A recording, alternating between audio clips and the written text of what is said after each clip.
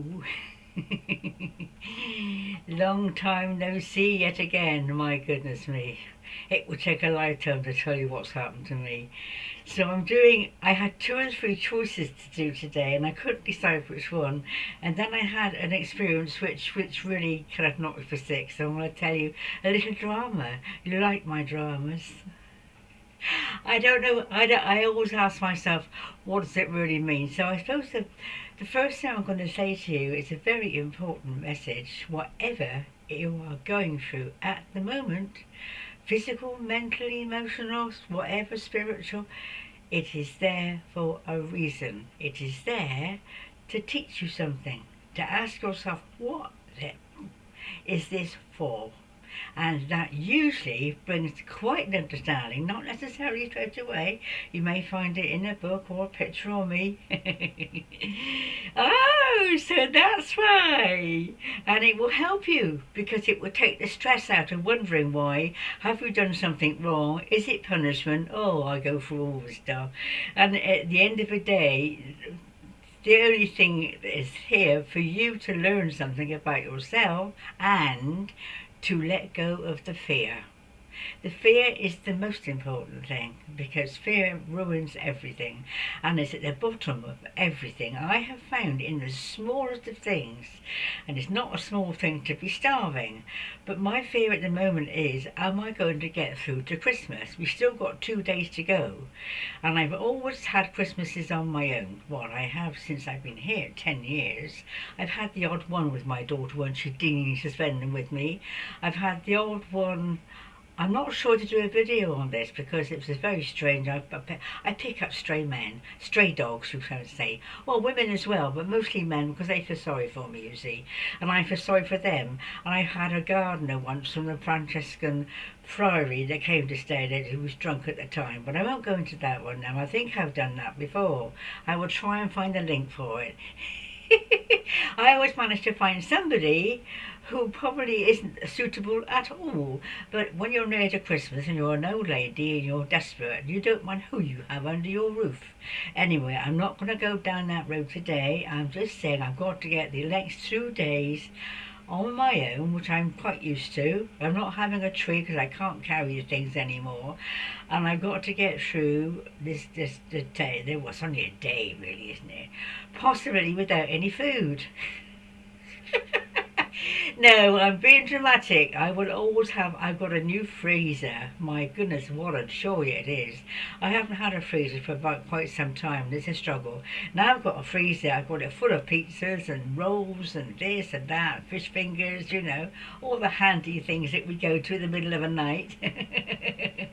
So I've got a freezer which might well save my life. I've chopped it up very well with things that I like, quick and easy.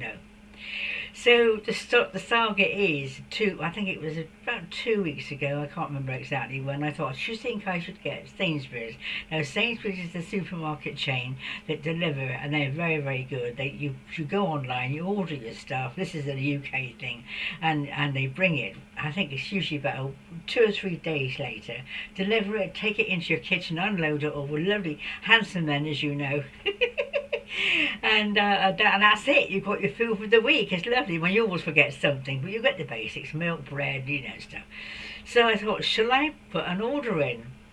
I thought, well, I don't need anything at the moment. Should I wait till next week or a couple more days? Because I spend about 100 quid a week. You wouldn't believe it. Well, it's not all food. There's other stuff as well, like brandy.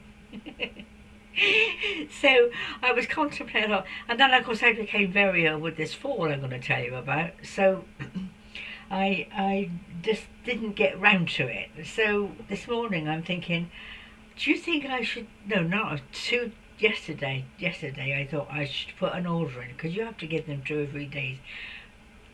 Not available, not available, not available for the next 2 or 3 days. What am I going to do? Well, I've got milk, I've got fish, I've got eggs, I've got the basics. And I thought the most difficult thing I think I'm going to get is no currant buns. No Kurt buns and no crumpets, because I love those things in the middle of the night when I'm desperate. So I thought, okay, and then a little thought came to my head, you can make pancakes, and I've got sweet corn fritters, I can do things, I've got flour, I'm a fairly good cook. So there we are, that's what I'm going to have to do. I've eaten my last currant bun today. So back to this main course of this thing is the fall. I think it's possibly the worst thing that's happened to me. I mean, I think the worst thing up until now was falling under my car, which you got a video on from the hospital visit, how I fell under my car when it was slightly moving. And that was probably the worst, the most peculiar, seeing this huge wheel coming towards me, screaming my head off for someone to come. Of course, nobody did for a while. So this was probably the next best thing. I'm trying to find which is the worst one, but I bought myself a new bed. I was going to do a video called The Bed.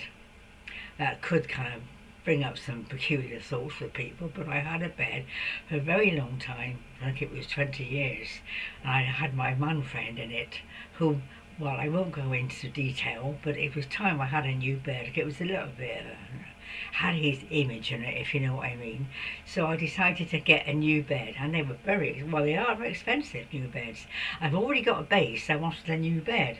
And so I go on the internet and I find this bed, and it's nearly 400 quid.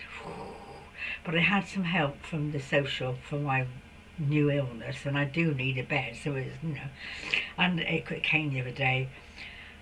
Silly me, I've got a 4'6", which is a double, and I measured it, and I got all the measurements, and for some unknown reason I clicked small double. So both sides of the mattress is kind of 6-inch gap, which is very frustrating. It is very frustrating. So I've got this, but it's very, very deep, and of course it is very, I should have measured the depth. See, I do these things. I get on the internet, and I'm not used to buying big stuff, and you've got to be very accurate, and you don't see it. It's all pictures, and it's all supposition and all guesswork. So I got this bed just under, it's 4 foot, I suppose, very, very deep, but fantastic. It is a fantastic old bed, it is. Perfect. So, anyway, the men delivered it, and I got a lady comes in once a week now to help me with cleaning, and she does the bed for me. I hate making beds. I go keep walking around. Anyway, so we got this bed made up, and I was very pleased with it. And a few days into it, I sit on the edge, you see. I think a lot of us, you sit on the edge, put your shoes on, or, just think, put them 90 on, whatever. I sit on the edge, and then I was sitting on the edge of this bed, and I suddenly felt it moving away from me in that direction. You try to catch hold of something, there is nothing to catch hold of. All you've got is sheets and a duvet, which is very slippery, and your very weak legs that you're struggling. I can feel it now. It was moving very, very slowly. I thought, how am I going to stop falling off this bed? I'm just going to check the time a minute. Hold the space. How am I going to stop falling? Because I knew once I'd fallen, I would never get up. This is 5 o'clock in the morning, mind you. I was getting out to make a cup of tea. And so I was slowly sliding down. I said, help me. I was saying, of course, no one did. And I eventually thought, I've got to let go. That is a feeling I would not wish on anyone. You're going to do a disaster. You're going to a doom. You're going to probably pain or broken bones, and you've got to let go. That's called surrender, I think. I think it was a setup, actually. So I had to slide down onto the duvet on the floor and just sit there thinking, what the am I going to do now? The phone was in the hallway, the landline. I have got a mobile. My saga's about mobile phones. I just don't like them. I just, But I had, friendly enough, got it out of his little box and checked it to see if it was still on charge, and put it on I got like a little bureau in the hallway here, just about hand height, which is very handy for dumping car keys on and things like that. So I thought, well, I could try and pull myself up with something. Go and find a chair or something that's got some arms. So there I was, at my age, which you still don't really know, you can probably guess. In the night, at 5 o'clock, with just my knickers on, actually. I hadn't even got a nightie on, shoveling around on my bum from room to room to find something to pull myself up with.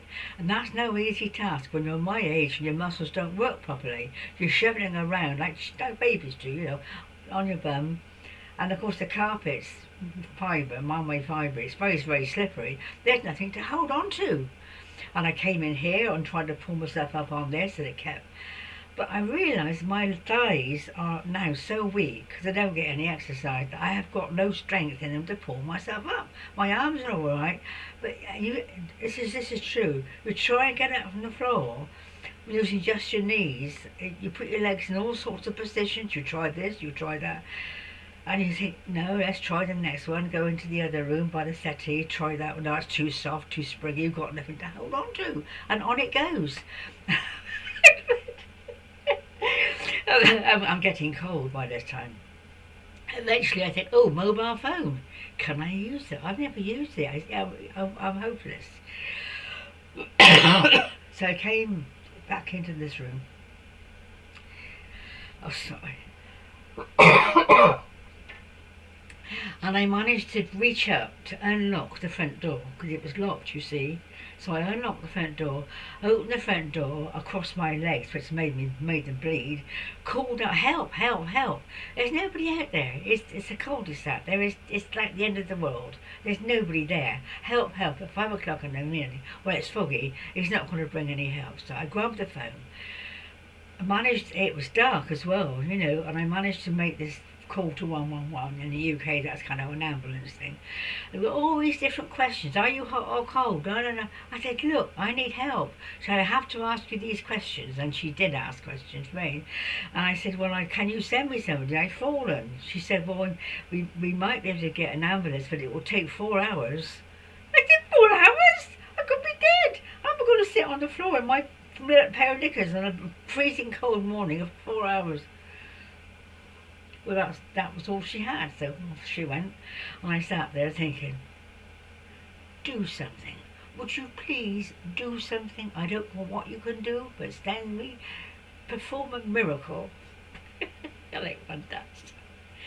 And then suddenly the front door opened and these two people came in, a man and woman. Now you would have thought, I thought they were angels, and they were actually earth angels. They came in. I said, where did you come from? Oh, we've been sitting round the corner in our ambulance. She's waiting for some business. And sitting round the corner, they were called Lives. It's not the regular NHS ambulance. It's another branch of sort of a private sector, I think. And they said, we can't lift you up. We've got to put a whoopee cushion underneath you and blow it up so that you can get.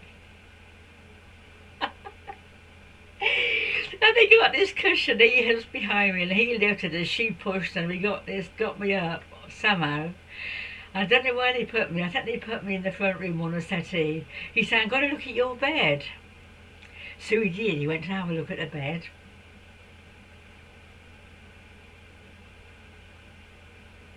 I better hurry up. He said, did you notice on casters, great big round fat metal casters, 12 of them. He said, no wonder it's moving. You're sitting on it and it's moving all the time. I've had that bed 20 years and I didn't know it was on casters. So bless his heart, he and the lady went in there. He said, have you got a spanner? I said, probably somewhere. They got all these casters off, remade the bed, got it settled. She said, do you want something to eat? I'd have a fried egg on toast, yes please. She's in my kitchen making tea, making breakfast. He got the bed sorted out. I thought, this is nice. This is not NHS, National Health Service. This is a private thing. I said, is this a thing you normally do? I said, well, we save lives. That's why we're called Lives. So off they went. They said they must have been here two or 3 hours, I think, doing all these jobs. Left them with this lovely egg on toast, new made bed, and like feeling, well, somebody cares. Somebody cares, and can't honestly say I have never felt so grateful in all my life. And of course, since then, I've got what they call a flare-up, and I've got ME, whatever it is. I got my body has gone into spasm. All these muscles that have never been seen daylight before suddenly come to life. I don't know how I did it. Well, it was a miracle. I had a lot of help, and I think, well, that's probably the worst experience to date. I can feel it now. It's surrender, the actual surrender of letting go and just, well, you don't know what's going to happen. You have to trust that somebody will find you or something will happen, or it. I suppose it was a lesson in complete trust. And then once I was on the floor, well, you have to use your resources, really, don't you? So I think my time is up. I haven't really finished it properly, but I've got to go.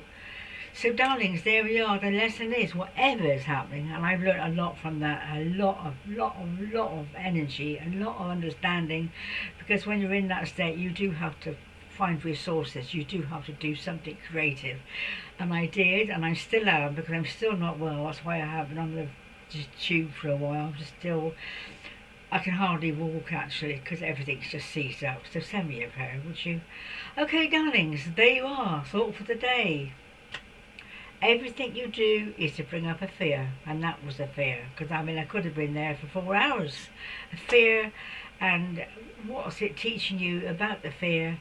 Oh, I was going to say why I'm worried about food. Yes, the worry is because I was born during the war, the last war years, and we didn't have food. You couldn't get food. The ships weren't coming in with the supplies you could not get. I don't know how man managed to feed us. I mean, I will go into that another day. So this has brought up the fear. Am I going to survive with my buns and cakes with no currant buns and no crumpets? What will I do if I can't have my currant bun at 3 in the morning? Anyway, darlings, there we go. Go through it. It's fascinating. No matter, it's from the smallest thing, like just saying you can't get a pen, a certain pen you like, or so you can't get it. There's many fears sets in. You can't get it. Why not? One can't get to it. It's fascinating, absolutely. So take care of yourselves and have a good Christmas. God bless for now. Bye.